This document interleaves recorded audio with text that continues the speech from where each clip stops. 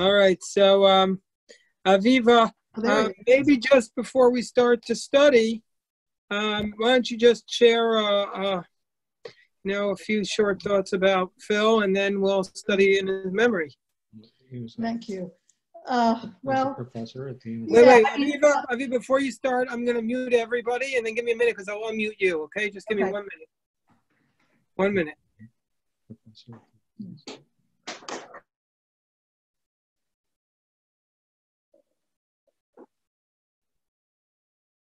Okay, Aviva.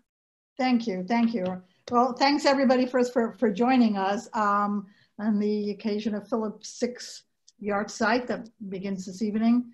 As I think most of you know, he was a professor at the University of Illinois, psychology. He did a lot of great research and work on bullying and, working with other professionals, educational and many other professionals to try to understand the dynamics and the significance of bullying way before it was really, a major, it was always important, but beyond that, beyond his intellect and his work and, his love of family and Judaism, and he was just an extraordinary human being. And Eric is on here now. I had 2 amazing sons.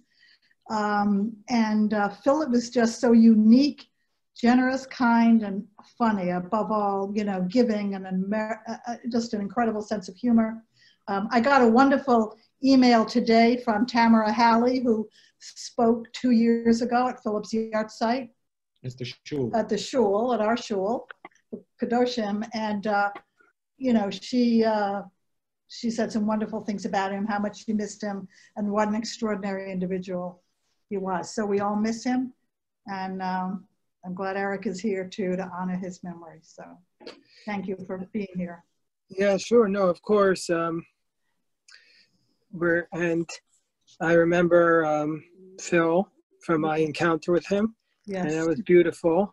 Yeah. And I remember that he was very involved in Lubavitch and Chabad in Champaign. So yes, we would start with a story. But I first wanted to say, Aviva and Mordechai, just the way it worked out, they sponsored all the Torah study tomorrow in memory of Philip Rodkin. Yes. And his Hebrew name is, what's his Hebrew name? Feivel Chaim. Feivel Chaim. Feivel Chaim. Feivel Chaim. Yeah. And just today, the Maharada is yahrtzeit for her mother. Yes. Deborah, I hope I pronounced right, Deborah Perkel. It's a 28th yahrtzeit. So the Maharada and Yoni sponsored all the Torah study today in memory of her mother, and who she said was a professor of French poetry. So they probably would have gotten along very well. Yeah. It's very powerful to gather and sponsor Torah study in memory of a loved one. So let me just say at the outset, if people have questions, obviously this is a very big topic and we're not going to have time to cover it all in the few short minutes that we have before Mincha. So we're just going to start on the topic. And also, Philip would probably want me to say that we're not addressing people who have clinical mental health issues. I'm not qualified to address that. I'm talking about people who have, basically don't have something that requires a doctor's help, but rather are just feeling extra anxious in these days and extra frightened. So what can our faith speak to in those situations? So I like to start with a story because Phil was so into Chabad, and Chabad had such a transformative impact on him. I could tell a story about the 6th Lubavitcher Rebbe, Rabbi Yosef Yitzchak Schneerson, and he was pursued viciously and without mercy by the Russian government, and I believe it was in 1927. Somebody could Google the story and tell me where I'm wrong, but I believe it was in 1927 that he was called in by the Russian authorities, and they asked him to provide information about the Jewish community. And Rabbi Yosef Yitzchak said, I'm not going to cooperate with you. That could cause Jews to die. He says, I'm not going to cooperate with you. So the Russian police took out a gun and they pointed it at his head. And they said, you see this? This has a way of making people cooperate. Anybody here ever hear the story? Speak up if you've heard the story, because you probably know it better than me. So Rabbi Yosef Yitzchak responded. He said, yes, it often makes people cooperate when they believe in two God, or in many gods and one world. But we believe in one God and two worlds, and so I'm not going to cooperate. He said, we believe in one God and two worlds, and I'm not going to cooperate. And they somehow he was able, through the help of America, he was able to escape and come to America, and actually saved his life because the Russians were persecuting him. He was able to get out before the Nazis in World War II. So that dark moment actually saved his life. So that's a story about fear, about how the sixth Lubavitcher Rebbe was able to withstand the gun to his head through his absolute faith in God. And it's a basic principle of our faith that we are supposed to have fear. Now, we say fear. There's two words for fear in the Jewish tradition. There's yira and pachad. Anybody know the difference? You can unmute yourself and know what's the difference between yira and pachad. Yira, they're both often translated as fear, but what's the difference? I can't. If anybody want to speak up, one is more like awe. I'm sorry. What did you say, Deborah? Yira Deborah? is awe. Yeah. So yira is awe, exactly, and pachad is more associated with fear. And yira is seen as a good thing. We want to have. It's called fear of Hashem. That's something we want to have. It's not fear. That's awe of Hashem. We want to be in. We want to have the recognition that we're in the presence of an incredible force at all times. That's better translated as awe. Yeah, awe. That's what I say. Yira is better translated as awe. Then there's the word pachad, which really does mean fear. And a good fear in these days is healthy. I mean, we don't want to be like, I'm embarrassed to say, we don't want to be like some people in this country, Jews and non-Jews, people of all faiths, who are saying, "Oh, we're not afraid," and doing silly things which are dangerous and hurtful and destructive to society, because they say, "Oh, we're not afraid." No, that's just not the Jewish approach. A good fear, a healthy fear, is strong, but what's not healthy and what's very dangerous is an immobilizing fear. An immobilizing fear is incredibly, incredibly dangerous, and could even Dr. Fauci, when he spoke many months ago when this was starting, and people asked him, "Well, can you get this virus through money, by people transferring money?" He said, "Yeah, you actually could." I remember I was hearing, he said, but if you started thinking about all the ways that you could do it, if you take it to that extreme, then it could be so immobilizing that you can't live your life. That's actually what Dr. Fauci said. It wasn't me. It was the top guy, the guru in the world. And so he recognized that there is this balance. So where does pachad appear? Where did pachad, the word fear, where does it appear in today's liturgy? We have a special liturgy for Yom HaAtzmaut. Anybody remember where it appears in today's liturgy? So this is, I had to be at one of the services this morning. Anybody remember? So it appears, okay, I'll give you another example where it also appears once a week. We say this phrase, we say it. It says, we say the words from Isaiah chapter 12, verse 2. This is how every single week the first words we say at the conclusion of Shabbat, the very first words to mark Shabbat ending. And Shabbat is like what is Shabbat? Shabbat is a respite. It's a respite for us from being away from the world. We're on an island of spirituality, an island of tranquility. What are the very first words we say? Hine el Yeshuasi eftach v'lo efchad. The very first words are the words of Isaiah in chapter 12, verse 2, which we read this morning as part of the special Haftorah for Yom Ha'atzmaut. Behold, Hine kel Yeshuasi. Behold, the God of my salvation, eftach. I will trust in God, v'lo efchad, and I will not be afraid. That's not the word yira. That's the word afraid. And why is it saying I will not be afraid? What is the fundamental teaching of the Jewish faith about fear?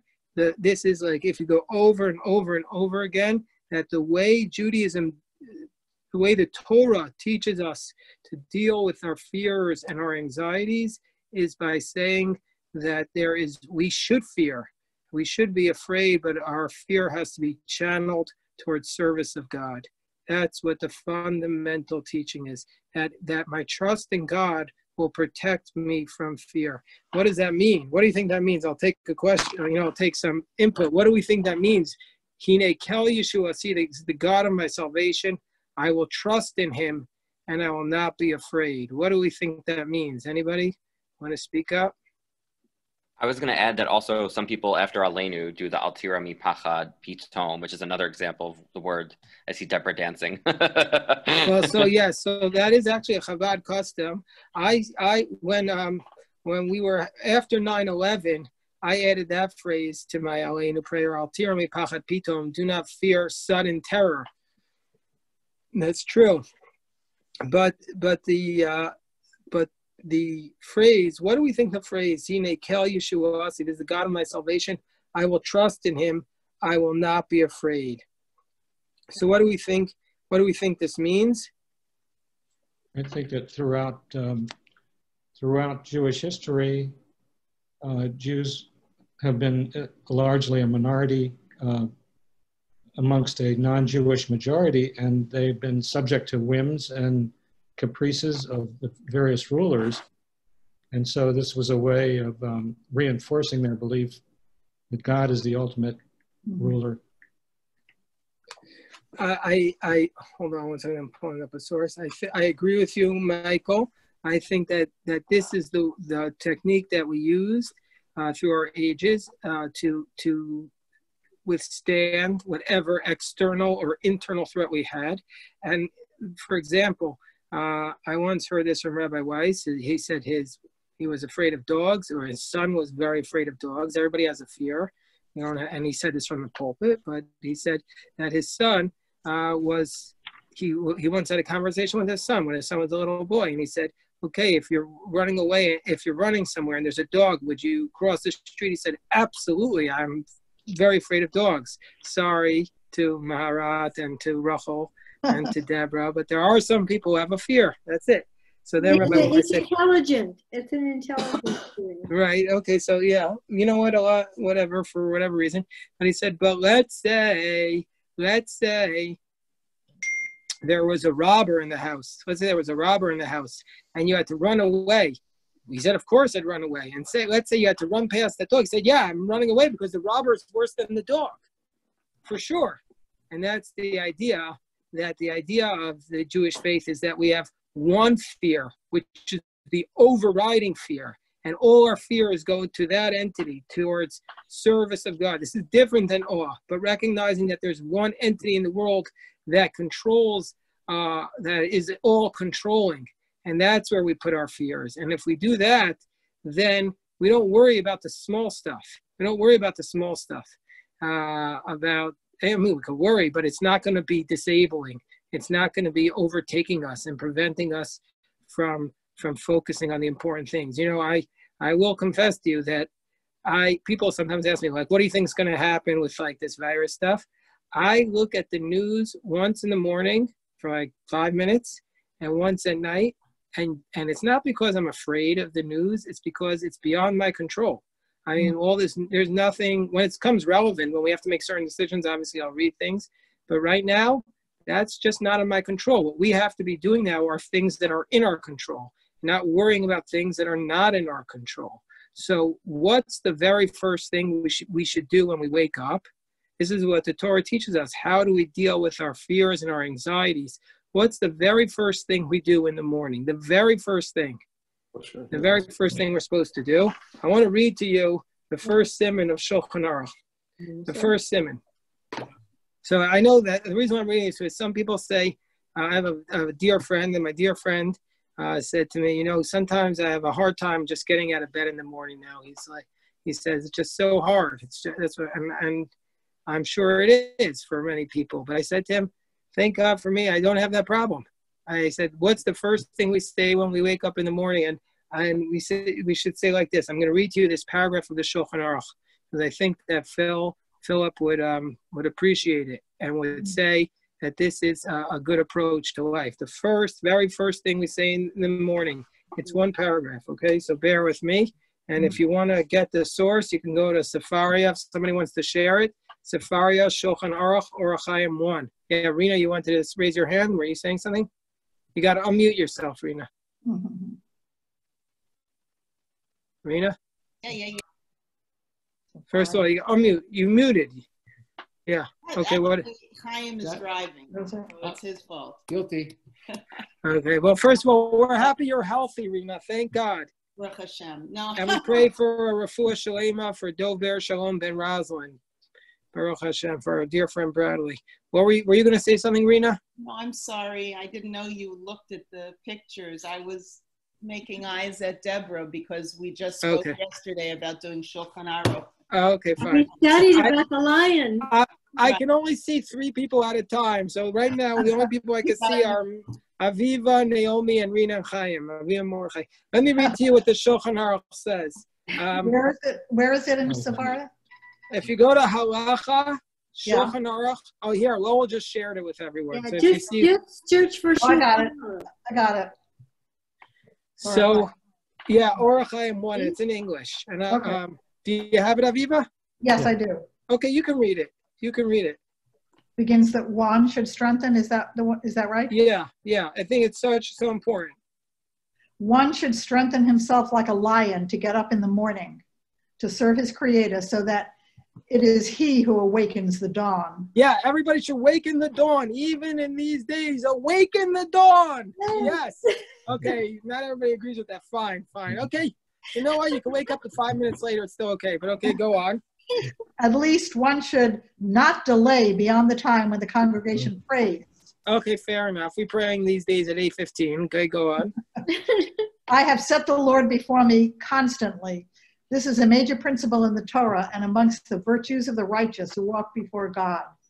For a person's way of sitting, his movements, and his dealings while he is alone in his house are not like his way of sitting, his movements, and his dealings when he is before a great king, nor are his speech and free expression as much as he wants when he is with his household members and his relatives, like his speech when in a royal audience. All the more so when one takes to heart that the great king, the Holy One, blessed is he, whose glory fills the earth, is standing over him and watching his actions. As it is stated, will a man hide in concealment and I will not see him? The word of God. He immediately acquires fear and submission and dread of God. May he be blessed and is ashamed of him constantly. And one should not be ashamed because of people who mock him in his service of God, and should also go modestly. And when he lies on his bed, he should know before whom he lies. And as soon as he wakes up from sleep, he should rise eagerly to the service of his Creator. So thank you, Aviva. This is what the very first thing in the Shulchan Aruch. You don't even have to finish the whole book. You just get the very beginning, and you get the approach to life of the rabbis.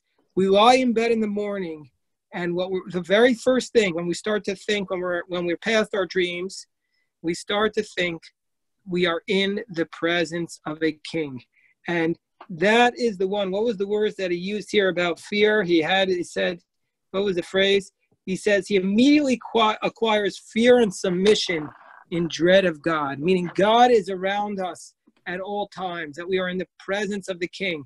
And then our fear, if we're in the presence of God, if we really felt like we're in the presence of God, some of these other fears are just insignificant in our lives. We have a purpose to our life, which is so much greater than the news cycle, so much greater than some of the daily concerns. Obviously, there still need to be addressed, but not that they can, God forbid, immobilize us. You know, there was a story in the Talmud in Brachot. We did it recently in the Daf Yomi, that Rabbi Yochanan ben Zakkai, as he, this is in the Talmud, I believe it was, okay, I'm not sure the page, I forget it, but it might have been 55. It might have been 55, I'm not sure. The Rabbi Yochanan ben Zakkai was like, I think it's Chaf, okay, whatever. It's either 28, I think it's Chaf Ches, but I'm not sure. So Rabbi Yochanan ben Zakkai was lying there and he's dying, and his students come into him, and they say to him, Rebbe, before you die, give us a bracha. That's what the students said to the Rebbe. So he says to them, I bless you that you fear God as much as you fear man. They said, what? Fear? We shouldn't be more. He goes, no, just as halavai, we get to that level. Halavai, we get to the level that we feel the fear of being in the presence of God in this world as much as we fear the earthly things. And if we have that kind of approach to life, that I believe will allow us to recognize that our life is not just about us, it's about something much bigger, much greater, and we're part of a purpose and a service and existence of the Creator, of the Holy One, of the Holy One. So what I wanted to suggest, I mean, this is just all theoretical. I wanted to suggest, and I'm open to other people's suggestions, but I wanted to suggest that during these difficult days where a lot of people are feeling anxious for good reason, I'm not minimizing that, and it's easy to say the things I'm saying and much harder to actually do them. I wanted to suggest, practically speaking, that people in this group take on an extra prayer or ritual as a way of empowering ourselves in the face of fear and anxiety, which can often be immobilizing. And everyone really, I want to suggest that I'll be honest, I was feeling anxious at the very beginning, and I took upon myself spiritual projects, which it's basically, it's not something I'm sharing publicly, but I took upon myself intense spiritual projects with the purpose of giving me a focus, spiritual focus, of reminding myself that if I have extra time where I'm not necessarily spoken for, rather than spending my time on things that will just increase anxiety, I spend my time on things that remind me that I'm in the presence of Hashem at all times. And if you do that, I believe it will be so helpful to us. So if there's an extra prayer that we maybe used to mumble or skip, we take upon ourselves every morning to say it with greater intensity. If maybe there's a mitzvah we weren't doing, like maybe we weren't as careful as washing our hands in the morning, netilat yadayim, just something to channel our focus at all moments, that it's not about what the news wants us to think. It's about our relationship with God at all times. And I believe deeply that is the Torah approach to fear and anxiety that will help us overcome or at least deal with so much increased anxiety in the world. Let's just close on a positive note, which is that Philip Rodkin was a very, very special man, and he would go out of his way to protect vulnerable and innocent people. And he would be now more than ever, we could use his guidance on how to help fear and anxiety and keep it from immobilizing us and turn it from an immobilizing emotion into an empowering emotion. And he would be the one to teach us. So more than ever, we miss him. And we'll gather in the other Zoom channel now for Mincha Marav. Mera could say Kaddish for her mother of blessed memory, and then at Marav, Aviva Mordechai can recite the Kaddish for Philip. Thank you. So thank you, Ellen. I'm sorry I didn't get your question right away, but now I understand it. And pleasure to see everybody in this very special moment. And let's gather in the other room for Mincha and Maariv. Thanks, everybody. Thank you, Rabbi. Okay. Thank you, Rabbi. Take care. Thank you. Thank you.